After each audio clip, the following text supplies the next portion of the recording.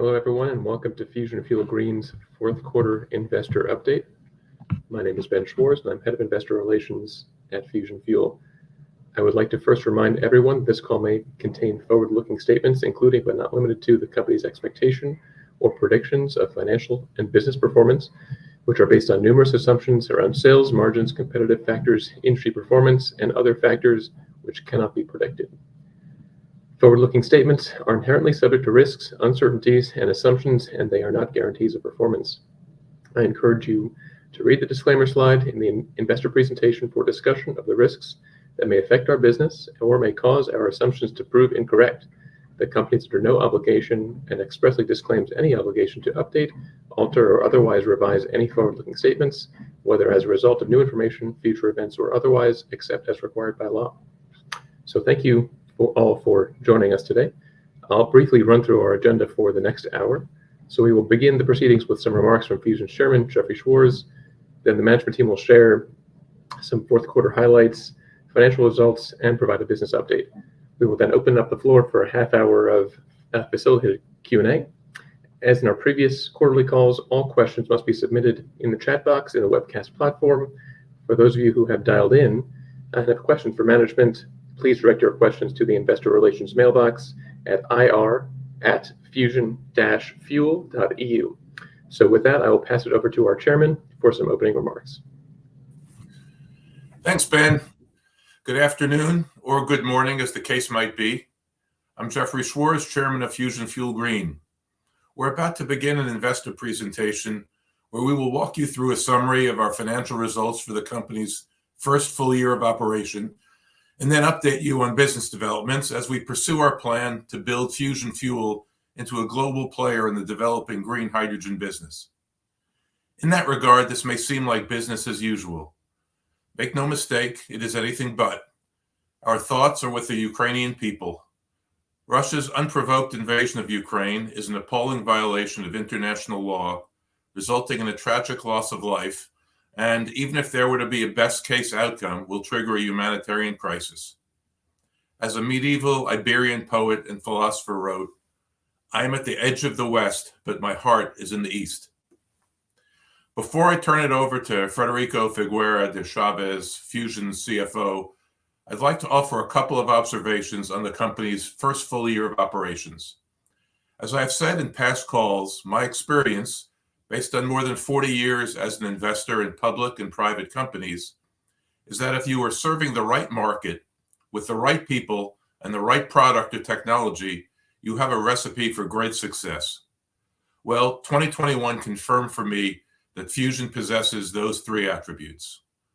While green hydrogen is still a nascent market, interest in it accelerated throughout the year, as evidenced by the pace of incoming inquiries from potential purchasers of technology to produce green hydrogen, or alternatively, to purchase the green hydrogen itself. We were and continue to be successful at building out our team of talented and experienced individuals, in so doing strengthening our R&D, production, and business development functions, while also establishing a presence in Australia and North America, both being among the most attractive potential markets for our HEVO-Solar technology. Test results at our first hydrogen farm in Évora, Portugal, confirmed levels of production modestly in excess of what we had expected. Our R&D team continues to innovate with the goal to constantly be bringing down costs and increasing performance of the HEVO. And the volatility in energy markets, which resulted in spikes in both natural gas and electricity prices in Europe, demonstrated the unique value proposition of our off-grid solution for producing green hydrogen. While one could be forgiven for wondering, given all that, why the disappointing share price performance? I'll simply quote Ben Graham, the father of value investing. In the short run, the market is a voting machine, but in the long run, it is a weighing machine. Our goal with Fusion Fuel is to capitalize on our early mover advantage to build a heavyweight in the green hydrogen business. With that, take it away, Federico. Great. Thank you very much, Jeffrey. And thank you all for joining us today. Look forward to updating you on our progress. As always, before we get into the meat of the presentation, I want to recap for any new joiners on what Fusion Fuel is all about. In a nutshell, we aim to deliver cost-effective, clean hydrogen solutions. We do this through our proprietary miniaturized electrolyzer combined with our concentrated photovoltaic panel. This allows us to offer a fully integrated, off-grid hydrogen solution that delivers a market-leading cost of green hydrogen production. Before going into the details of the company update, I'd like to touch upon the hydrogen market overall. As Jeffrey mentioned, the tragic events in the Ukraine have a direct impact on both the energy and hydrogen market. The continued increase in the cost of natural gas has a direct impact on the cost of grey hydrogen, now reaching values of around €4 per kilo without including the carbon charges. Due to the ongoing uncertainty in the market, this is a commodity that may continue to experience significant volatility and high prices. This is generating interest in green hydrogen from players in industries that were previously reluctant on making the shift from grey to green. However, with energy prices also hovering at very high rates, any solution that requires energy from the electrical grid are not commercially viable. Fusion Fuel's off-grid integrated solution is perfectly suited for the current market conditions, and we have been seeing continued increased interest in our HevoSolar.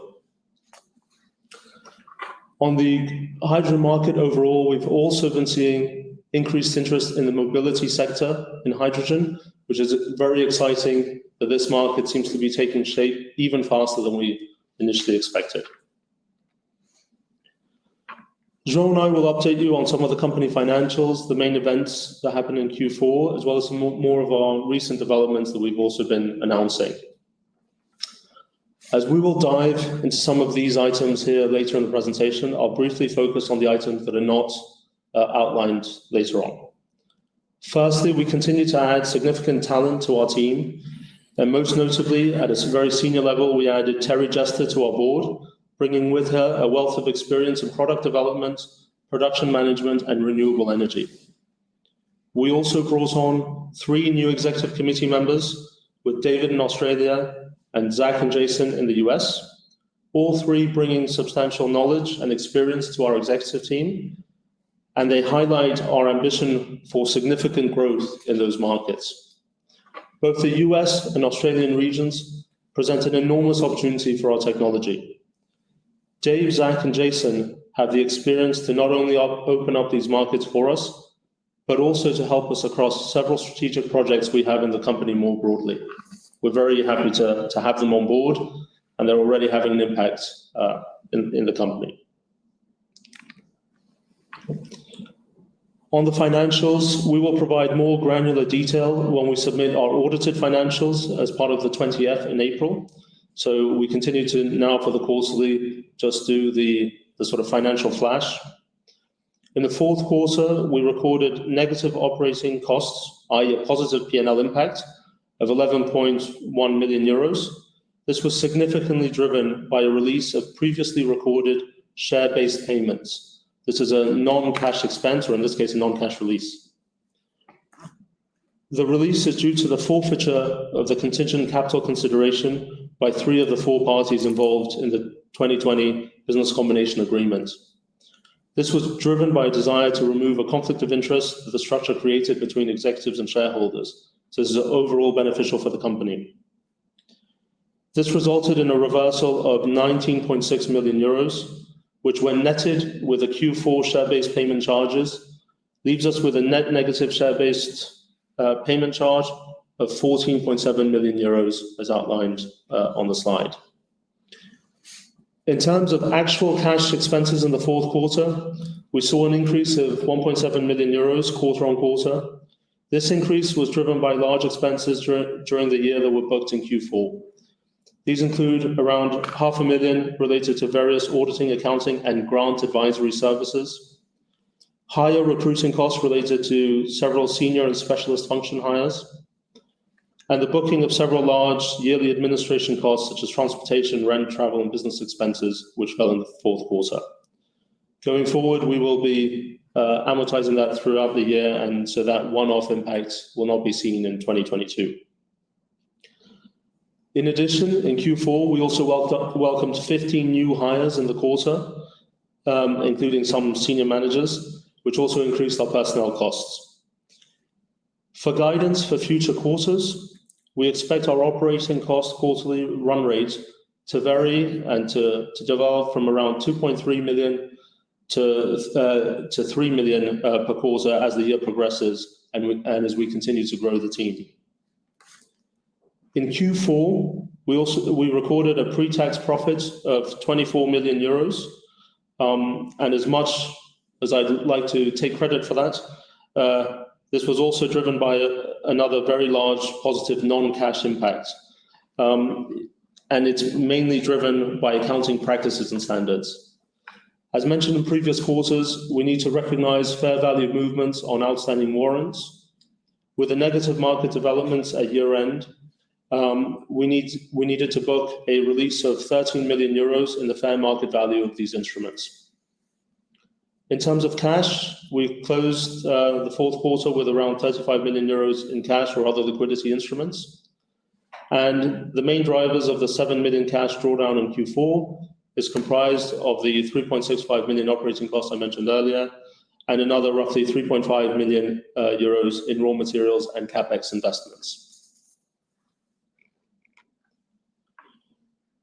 Now, for our outstanding shares and warrants remain unchanged from the third quarter. As outlined in the third quarter, we introduced an employee incentive plan to both incentivize and retain personnel and ensure their alignment with shareholders, but also as a form to attract talent. So this is reflected in the very last line here on this table. This is the restricted stock units. We believe these are critical instruments to help us deliver the growth potential to us. And these restricted stock instruments will vest over several years. So they're a form of lockup for some of our key employees as well. Now, going into the business update, now that I've done the more dry and sort of technical part of the presentation, we're excited to show you what we're working on where Fusion Fuel is today, and where we're already being a pioneer in the green hydrogen market. So I'll start by sharing our 5 key milestones for 2022. As you'll remember from last year, we had this slide each quarter outlining what the priorities for the year was. Our intention is to do the same in 2022. So our 5 key priorities starts with production. This is the go live of our Benavente facility. So the Benavente facility is critical for our growth. It's critical to deliver not only the increased production capacity, but also the reduction in unit cost of the HEVO-Solar, and also on the securing the grants and financing for this facility. Then secondly is to continue to close both hydrogen purchase agreements and tech sales contracts to fill our 2022 and 2023 targets. And importantly for that is also to secure grants for projects in development. So there's an enormous amount of grants and programs available for clean hydrogen and green hydrogen solutions, and we want to make sure that we are heavily participating in these. On third, tech, this is critical. We continue to evolve our HEVO and HEVO-Solar technology, but at the heart of our company is a large technology component, and we intend to keep innovating, keep staying at the forefront of the technology piece of the business. Throughout the year, we will be launching different generations of the HEVO-Solar.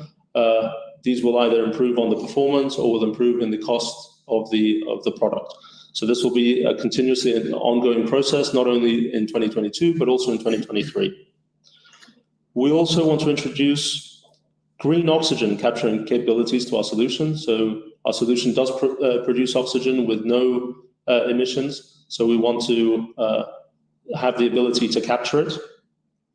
And we want to continue to innovate and develop further products. So over time, we want to not only have the HEVO-Solar, we'd like to continue to work on new product development. Fourth, very important, is the project development. So this is our ability to deliver and execute on projects in flight. We'll touch upon a few of those in a moment. Also, kick off and start the construction of some of the subsequent projects that we've already announced and we've already approved. And importantly, to secure the licenses for Fusion Fuel's multi-year project portfolio. But this is a challenging one because the licensing environment changes country by country, and it's a very new world. But this is a core priority for us to make sure that we're able to deploy our units into the ground. Lastly, and most critically, we want to ensure that we have a robust safety culture across all areas of the company. We have hydrogen producing facilities. We also have a production plant. Safety is going to be a principal pillar of the culture and DNA of this company. I want to start with Benavente. Very pleased to inform you that we have secured just under 10 million euros in financing support for the development of the Benavente production plant. It represents around 25% of the total investment expected in that plant over the coming 2 to 3 years, where we then plan to have a production capacity of around 500 megawatts per year. The installation, as I mentioned, is at the heart of our growth plans, and the financial support that we obtained from Portugal's Trade and Investment Agency highlights Portugal's commitment to its announced hydrogen ambitions. We'll continue to provide updates on the Benavente facility and development of it in the coming quarters. Now, a quick update on Évora. So Évora 1, as Jeffrey mentioned, continues to produce hydrogen and receive visitors to site. This was the critical and most important function of this demonstrator site. It also, as Jeffrey referred to, continues to perform between 5 to 10% better than was expected, depending on the solar radiation, which is absolutely fantastic.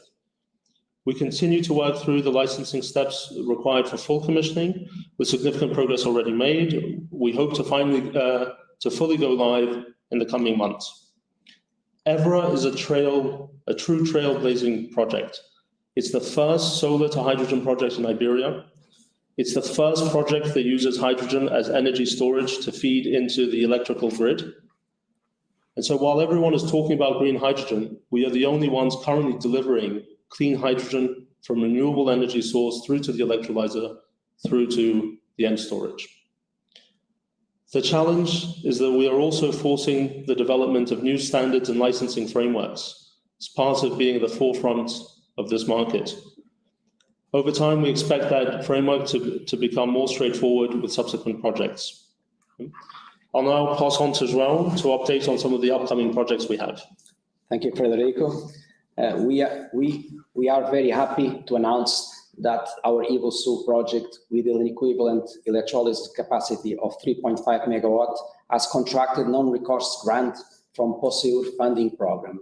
The project is located in the south of Portugal, more precisely in the Sines area, and consists of installation of 178 Evo solar units, which after commissioning will produce around 418 tons of green hydrogen per year, considering day and night production, portion of which will be used to produce green ammonia, and the remaining will be mixed into the natural gas grids and or bottled for industrial uses as well as mobility. The global capital investment will be around 8 million euros, and the project will receive 4.3 million euros from the POSEUR funding during the construction period.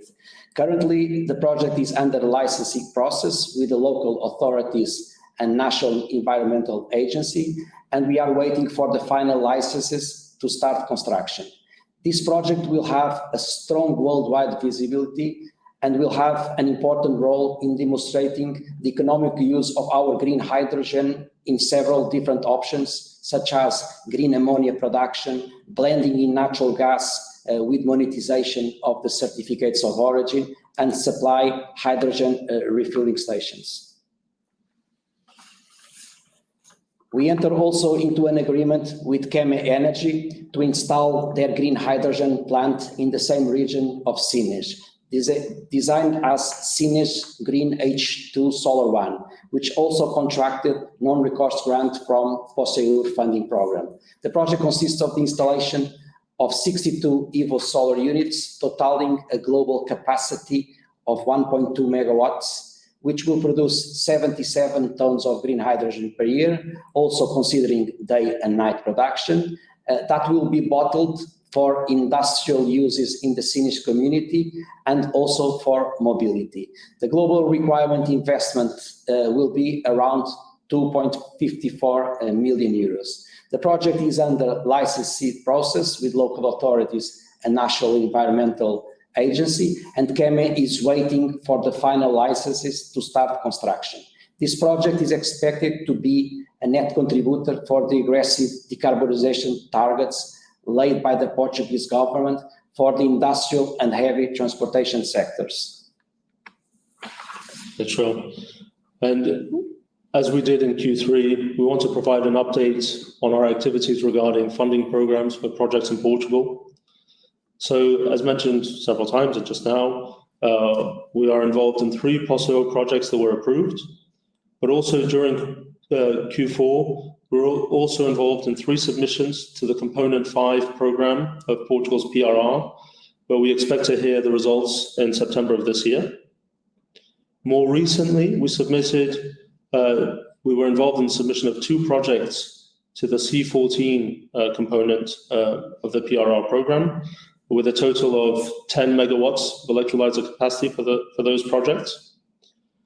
And we will continue to develop and submit projects to these programs as they open up. We are incredibly active in this space, and so far we've been quite successful in securing the grants for our projects. As mentioned before, we signed a contract with Exolum, a leader European fuel logistics and storage provider, to develop a solar to hydrogen plant to supply green hydrogen near Madrid. It was the first third-party sale of EVO solar technology, which will produce and supply green hydrogen to one of Spain's first 100% green hydrogen refueling station. The Exolum project in Madrid consists of the installation of 21 EVO solar units to produce more than 40 tons of green hydrogen per year, being 20 tons produced during daytime by their direct conversion of solar radiation into green hydrogen, and the additional 20 tons during nighttime using electricity outsourced. The project is under licensing process, but already received authorization to start site preparation and clearing. We are already manufacturing the EVO solar units, and if everything goes according to the planning, we will start construction in May with the aim to fully commission the plant until the end of Q3 this year. This project is very important to demonstrate the enormous advantage of our EVO solar technology and consolidate our strategy in Spain, which includes the development of more than 1 gigawatt of electrolysis capacity in the next 5 years. We entered into a very important collaboration agreement with AESA, a leading Spanish industrial engineering service companies and a pioneer in the decarbonization of industrial energy that will focus on the substitution of more than 500,000 tons of grey hydrogen consumed annually by industry today in Spain, and promote the transition to hydrogen-fueled vehicles for logistics and haulage fleets, as well as the decarbonization of power generation and industrial heating. Fusion Fuel and AESA are actively developing decarbonization projects with major industrial clients who are well positioned to benefit from the recently announced CapEx subsidy programs aimed at incentivizing the innovative use of green hydrogen technology across the industry value chain. By jointly going to market, Fusion Fuel and AESA together form the leading-edge provider of turnkey, low-cost green hydrogen solutions for decarbonizing industrial processes, thermal energy, as well and heavy commercial vehicles. We also entered into a strategic framework with Hive Energy, a British renewable energy developer who has throughout Spain a portfolio of around 3 gigawatts projects for green hydrogen and green ammonia production, currently under development to supply the growing demand market. Under this agreement, we will supply our EVO solar technology to Hive Energy, who will develop and build a green hydrogen production plant in an exclusive technology supply deal. The project has a target annual production capacity of some 7,500 tons of green hydrogen per year and is currently in its administrative processing phase. We trust this project will be a first step on the road to a very significant portfolio of joint green hydrogen generation plants with Hive Energy in Spain. So as for Portugal, we're already very active in engaging with the various grants programs in Spain, and the Fusion Fuel Spain team has been unstoppable at going after these. In the MOVES programs, 5 projects totaling more than 15 megawatts have been submitted using Fusion Fuel's technology, and other projects are already being worked on for when the next programs open up. Now, coming to some of the new markets for Fusion Fuel, as we've mentioned before, we have our partnership with Ampol, Australia's transport fuel leader. We will create a pilot plant in Brisbane to supply a hydrogen refueling station. The project and site development and licensing has kicked off. We've had our Ampol counterparts come and visit us in Portugal recently, and we're all extremely excited between the partnership between the two companies. In the US, even though the team has only just started, they hit the road running. The US is obviously another key future market for us, and it's one that's starting to take shape quickly. We started to take our first steps into this market with a project at the University of California, Irvine, for a solar to hydrogen facility. We submitted an LOI to one of the DOE's programs for this project, and we're already actively looking into potential submissions for larger DOE programs that are part of the Infrastructure Investments and Jobs Act. So this is exciting early days for Fusion Fuel in the US. It's been a while since we shared an overview of our pipeline. We hope this provides a good idea of where we stand now. We haven't included all markets we're in discussions with, so if you will recall from a year ago, we had things like in Chile and so on. Discussions there and other markets continue to be ongoing, but we've only included the projects that have a bit more shape to them at this stage. So we currently have over 3,000 hectares reserved for our projects, and the pipeline for prospective hydrogen purchase agreements or tech sales projects number 36 different projects, 10 of which are already in the licensing phase. We've included on the right the respective megawatt electrolyzer capacity to be more easily compared to other players in the industry. We always think about it in tons of hydrogen, but obviously every announcement in the industry comes with megawatts, so we've decided to clarify what our pipeline actually includes, and you will have noticed maybe that in the different project slides we've been as much as possible including the megawatts electrolyzer capacity for clarity as well. Although these 2.4 gigawatts of potential projects include non-committed projects, we're extremely excited at the level of interest and engagement in our solution. As the Australian and US operations take shape, we expect this to grow further.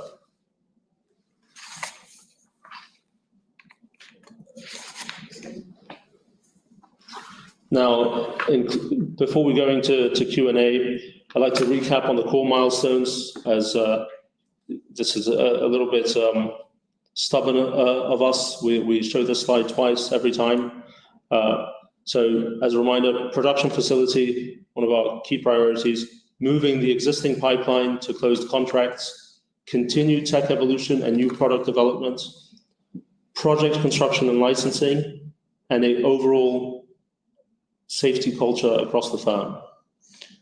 We truly are pioneering the green hydrogen market in Iberia, and will keep being at the forefront of this emerging megatrend industry. Jeffrey opened today's update with a quote from Benjamin Graham and highlighted how we aim to build a heavyweight in the green hydrogen business. In my closing, I'd like to reference a quote from a heavyweight champion that captures how we will make this happen. And it's Muhammad Ali. His fly like a butterfly and sting like a bee. We're small, we're nimble, we're agile. We're innovative and we're creative. We develop our own projects and we control their destiny. And we intend to fully disrupt this industry. So with that, I thank you, and we'll open up with Q&A.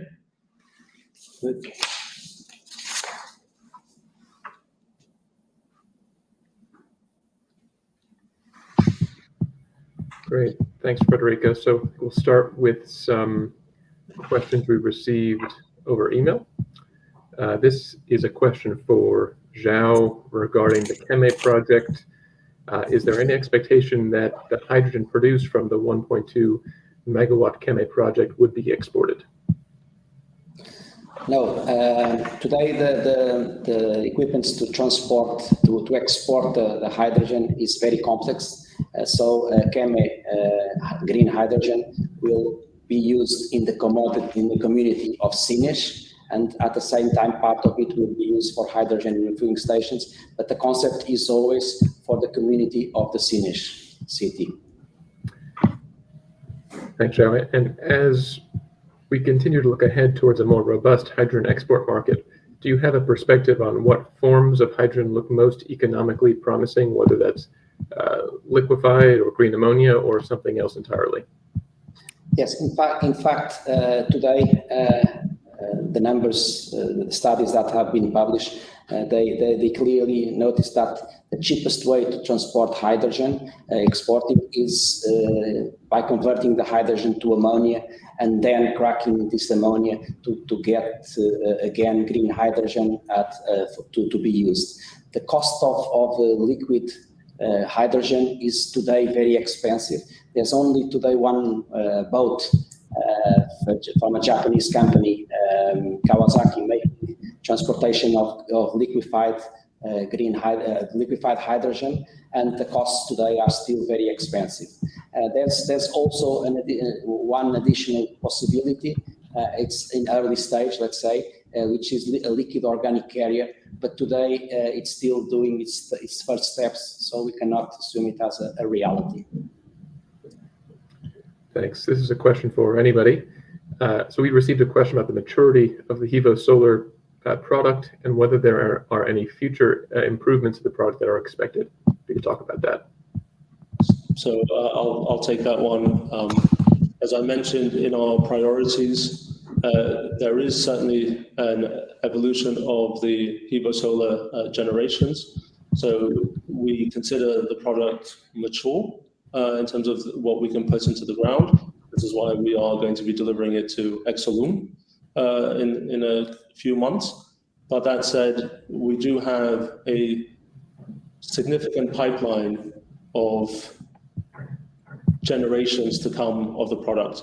We will look to increase the performance of the product. We'll look to decrease the cost of the unit. That doesn't mean that the units we have today are not mature. So this is just different generations that we will be deploying. Thanks. We'll pass it back to João. The next question is about the process of commissioning a plant, how long that process typically takes, and what are the possible roadblocks? For the commissioning of a plant, we have to separate the commissioning, I think, the permitting processes, and really the commissioning, the technical commissioning of the plant. So commissioning, so starting producing green hydrogen, it's a process that, of course, depending on the dimension of the plant, can take very easily 2 weeks to 1 month to commission and start producing. I think the question is related to permitting, and the permitting of the licensing process of a plant. Sometimes, depending on the land that we are using, if it's agricultural land or if it's industrial, it can take from very fast, and again, depending on the dimension of the project, it can be done in 6 to 9 months, but it can also, for bigger plants, it can take 1 year to 1 year and a half. Knowing that this process takes a long time, we started permitting some of our projects 1 year ago. So today we can say that we have some projects already in advanced stage of permitting, but they will most probably can take 6 to 9 months to become able to install the technology. Thanks. And then finally, for the large projects that Fusion Fuel is looking to develop, how does that rollout work? Is the addition of new HEVO solars to an existing installation expected to run smoothly? For a bigger plant, we will install additional quantity of HEVO solars. So a small plant or a big plant, it has to do with the quantity of the number of HEVO solars that we will install. Of course, this plant will need different equipments, depending, of course, on the output of the green hydrogen produced. It will need different equipments for compression, for purification, and for storage, of course, of the green hydrogen produced. Thanks. We'll pass it to Federico now. So in the context of the 2.4 gigawatts of project backlog or pipeline, can you attempt to quantify what those figures mean in terms of potential revenue or EBITDA margin? So I'll try to be very cautious here in my answer, but effectively I want to note that pipeline includes hydrogen purchase agreements and tech sales. We will look to do the projects that achieve the sort of maximum return to shareholders. So this could be projects with high net present value for the ones we own, or high gross margins. So it's hard to quantify exactly, but as a rule of thumb, if they were to be sort of all sale, the 100,000 HEVO solars, and you sell them at 30,000 euros, that's a 3 billion pipeline on a very back of the envelope calculation. The EBITDA margin does change significantly, especially in the short term, if you're doing HPAs or if you're doing tech sales, or the proportion of those. So I'm going to elegantly sidestep that question, but that's, puts into perspective the pipeline. That does not necessarily mean that we can do a pipeline this size and actually execute on it, but this is just the size of the pipeline, with all the caveats I could potentially have on that one. Thanks. On the subject of the pipeline, obviously the go live of the Benavente facility is critical to achieving it. How confident are you on the mid-2022 date for the factory to be up and running? So to know, we initially said that we would have the last year we gave guidance that the factory would be up and running during Q3.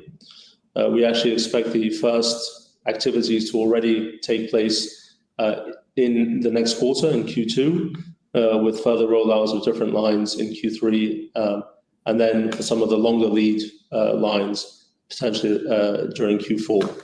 So we do expect to have activity in Benavente in the coming months.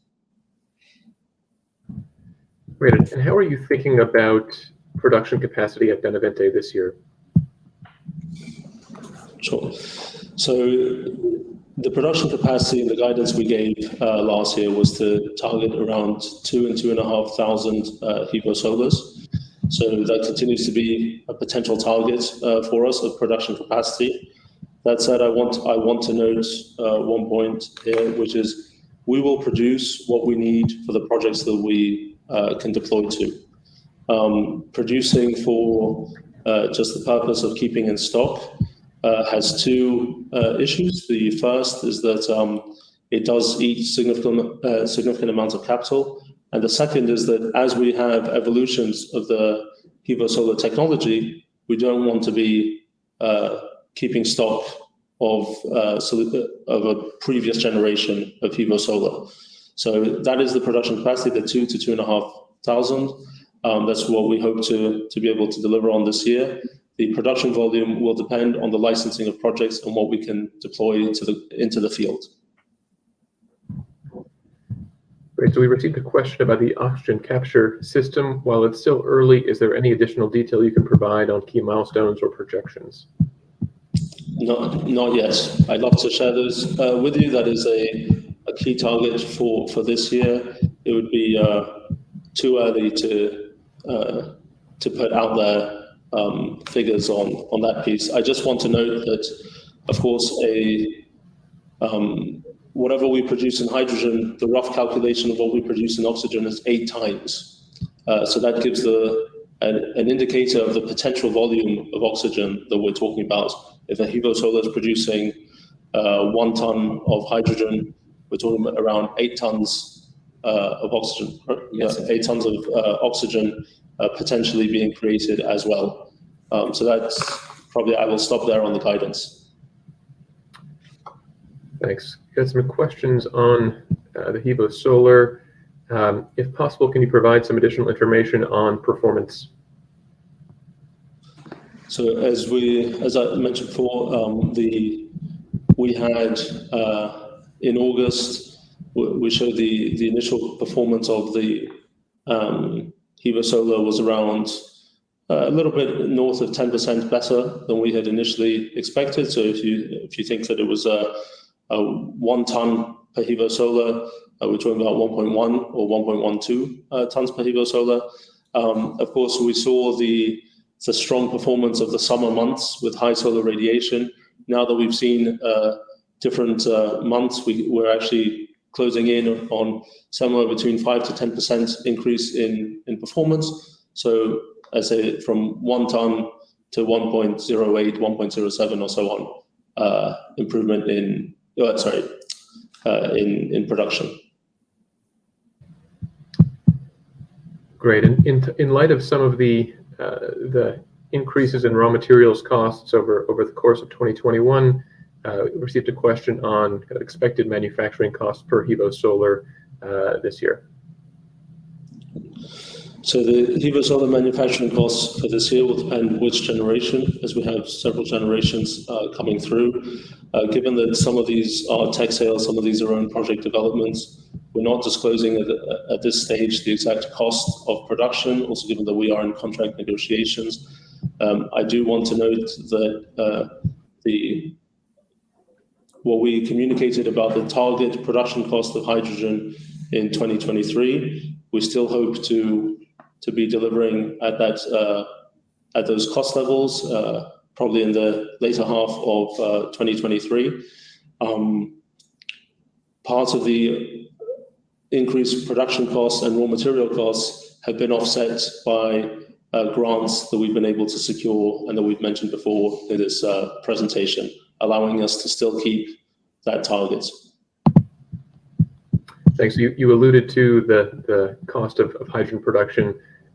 Are you able to share what the cost of production we are at currently on a dollar per ton or dollar per kilogram basis, or euro per kilogram?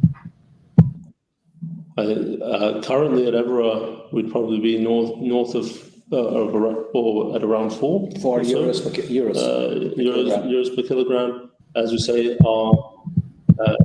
as I mentioned before, our commitment, which we mentioned before, was the levelized cost of hydrogen production costs, especially in the second half or later in 2023, to be 2 euros. That's at the cost of production. The final cost of the hydrogen will depend on the use case, depending if it's for mixing natural gas, if it's for cars, buses, or trucks, or so forth. That will change depending on the compression, purification charges. But from a pure cost of production, given the grants that can offset some of the price increases, we continue to still be having that target. Thanks. We'll pass it back to João for a moment. Are there any issues with the Evora plant? And if not, why is it taking so long to receive full commissioning? Yes, in fact, what happens with the Evora project, with the permitting process, is that the project, the development doesn't. all the legislation is prepared for the production of brown hydrogen, so steam methane reforming. The moment we started developing, and we were the first in Portugal to develop green hydrogen projects, suddenly we were caught in a legislation that didn't exist. So our projects were considered, our production of green hydrogen was considered as the production of a grey hydrogen from a steam methane reforming.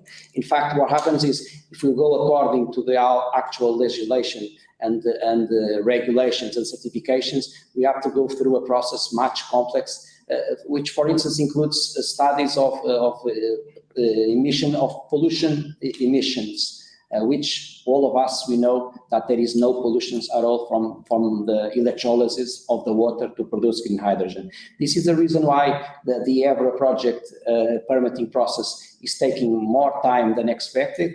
All the local authorities and the environmental agencies are working together to try to make it more simple, as they all assume that the complexity of green hydrogen is completely different from the complexity of grey hydrogen. And so we truly believe that in the next coming months, it will be solved. And so we'll get the licenses and finish the permitting of the Évora projects. And we'll open a new and faster way for the permitting of the future projects. This happens in Portugal, but it's the same thing exactly in Spain, in Australia. So this is a process that takes time, but it's a learning process. We truly believe that the coming projects will be much, much faster. So I would like to add just 2 points there. As mentioned before, this is part of the cost of being pioneers in the green hydrogen market. We are really opening up the green hydrogen market, and this is why we're also facing that. The second one, and just to answer a specific point there, none of the delays on commissioning are due to issues with our system. So issues with our system are not causing these delays. This is a permitting issue. Great, thanks. Given the size of Fusion's own production capacity versus pipeline, how are you thinking about production going forward?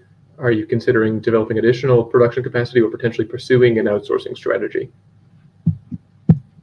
Simple answer is yes. And in addition to that, it's also looking at potential strategic partnerships where they may make sense. So, of course, one of the things Andre and his team looking into is the ease of production of the product, the ease of outsourcing production, and potentially moving to assembly all the way to the full outsource option. So these are all things in our sort of strategic discussions, and also activities that we count on. And this is why I mentioned at the beginning, very happy to have Terry, Zach, Jason on board, bring in that additional expertise to help us with that help us and Andre in that strategic assessments of our way forward of that. Okay, we'll stick with... Ben, I just yes, want go to ahead. for one moment. Federico, you mentioned the productive capacity for 2022, but as the various production lines will only be coming on into operation during the course of 22, perhaps you could also offer what productive capacity of the Benavente facility would be in 23 without any additional capacity expansion. Sure. Yep, absolutely. So the 2023 production capacity, we're saying between 120 to 200 sort of megawatts. That's between 5,000 to 8,000 Pivo solar units. We will have to, in a few months' time, make a decision on exactly what number we close for that additional capacity, but that is the current target for the Benavente. That would add to the production capacity of the MAG-P. And in 2024, that would be increased further between the 200 to 400 megawatt production capacity, and going into 2025, reaching the 500. Again, the 2023 and 2024, it's not a question of design, it'll be a question on decision of how much we want to install, and this will be driven by what we believe will be the projects that we'll be able to install in 2023 and 2024. Thanks. Stick with you, Federico. What is the current cash burn, and how is the company thinking about its cash position and potential sources of additional capital? Sure. So on the cash burn, as I mentioned, for the guidance being given there on the operating costs between 2.3 million per quarter all the way to sort of 3 million per quarter as a sort of development throughout the year, as a guidance with all the caveats that comes with giving guidance as things can change throughout the year. In addition to that sort of normal operating costs, we do have significant investments that we expect to make in Benavente and in some of the hydrogen plants. Now, the cash burn there will also depend on our ability to secure some of the financing and debt solutions for both those CapEx investments. We're in advanced discussions on that front. So we will provide a hopefully more detailed analysis on that cash burn, specifically on the CapEx side, likely in the next quarter. So now on how we think on the capital piece, sorry, the second piece of the question then, apologies. The first part there is that, as I say, one of the ways to preserve capital is to produce really what is required into the projects that can go live, rather than just producing for storage. So that allows us to, at the point that we produce, we're able to put them into the field. We're also able to secure the cash from the grants that are available. So this is why it's important to also time that correctly. In terms of potential capital raising in the future, this is something that we discuss on the board on what the possibilities are. Will we do a strategic capital raise? Do we do an opportunistic capital raise? Do we do one at all? Do we go with debt? These are still all conversations on the board. Of course, as we mentioned before, what we want to make sure is that we can deliver upon the growth potential that we see in the industry now. So that could take many shapes and forms, including strategic partnerships as well. Jeffrey, I will stop on that one there, unless you want to add. I just wanted to offer kind of at a high level, we have lots of different levers to pull, and people should understand that among those levers would be how a shift in the percentage of business that we do between tech sales and our own hydrogen farms. So hydrogen farms require a capital investment over where the payback is over an extended period of time. We will do those to the extent that they provide attractive returns on capital. And the returns on capital there will be dependent on things like what amount of debt financing we can get, what amount of grants we can receive. We have been approached by too many to count numbers of potential investors, folks who have said, we want to partner with you on projects.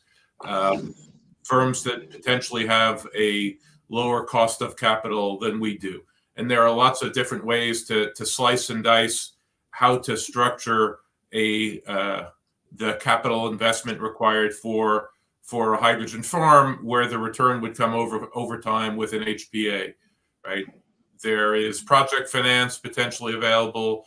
There are ways of structuring mezzanine type of returns targeted towards infrastructure funds that are looking for safe and secure returns over time. Or we could bring in people to be our partners in those projects at the equity level. So between the different ways that we might be able to finance hydrogen farms and the ability to shift between tech sales and hydrogen purchase agreements, we have lots of ability to manage our capital needs, understanding that at the bottom, what we are interested in is generating the best returns for our shareholders. So we are not going to look to dilute our shareholders with raising equity unless we believe that equity can be put to work at very attractive rates of return. Great, thanks. Just a few more questions here as we get to the top of the hour. A couple of questions on commodity inflation.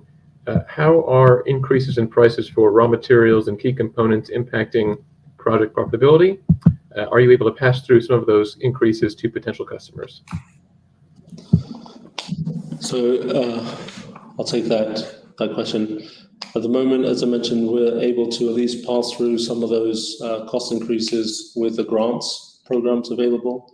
That's actually been probably the largest source of support for that cost increase. Of course, it has helped that as mentioned before, both the market for grey hydrogen, but also the market for green and blue hydrogen has suddenly become more expensive, allows for a different commercial discussion when adjusting some of our prices. I will note, though, on the price of raw materials, there are some prices of raw materials that we do suffer as everyone else, aluminium being one of them. But we have also seen huge decreases in some of the components as the markets also mature. I will use an example of the membranes. We're secured a price of a quarter of what we were paying a year ago. So even though that we do feel some raw material upward pressure in some components, the ongoing development of the hydrogen world in general is also providing some relief in other components. Ben, I just want to jump in here for a moment to make 2 points. The first is that the green hydrogen market is very young. It's still developing, and the sources of demand are developing. So some amount of demand comes from traditional consumers of hydrogen who have been consuming gray hydrogen, who are looking for ways to reduce their carbon footprint. They have to think about how much more they're willing to pay for green hydrogen over gray hydrogen. As Federico said, the cost of gray hydrogen is a moving target. And then they need to decide how much of a premium they're willing to pay. Some portion of that may be attributable to commitments that they have made to shareholders or more broadly to their customers about decarbonization commitments. But at the same time, there are markets that are developing for green hydrogen. I think we have mentioned in the presentation, the mobility market is one that is developing more quickly than we had expected. The mobility market is a market that pays a premium for green hydrogen. So in terms of the company profitability, we need to look at a lot of different things. There is our cost of production, and then there is the price at which we can be selling either green hydrogen or the technology to produce green hydrogen. Can that be sold to subsectors of the market who are willing to pay a bigger premium for green hydrogen, as is the case with mobility? And lastly, as also has been mentioned, in thinking about cost of production and therefore what our gross margins would be at this early stage of the development of the green hydrogen industry, the subsidies that are available from government by way of grants represent a very significant portion of what the all-in cost might be. So while we and our fellow competitors have experienced price increases for raw materials and some components, that's only one portion of the story, and I really would encourage folks to be keeping their eye on our ability to generate sales, either tech sales or HPAs in higher margined portions of this market, and keeping an eye on that as the year progresses to see where we are able to be signing up revenue generation. We're confident that given what is at the in 2022 and 2023 only develop what we believe will be capacity constraints for our for Fusion Fuel, we will certainly look to take advantage of those high margin opportunities to maximize the potential either gross margin on tech sales or realized over time via HPAs. Great, thanks. So we've reached the top of the hour. This concludes our fourth quarter webcast. If you have additional questions, please feel free to contact us directly at ir@fusion-fuel.eu or visit us at our website at www.fusion-fuel.eu. Thank you all for your participation and engagement. As always, we look forward to our next quarterly update. Thanks.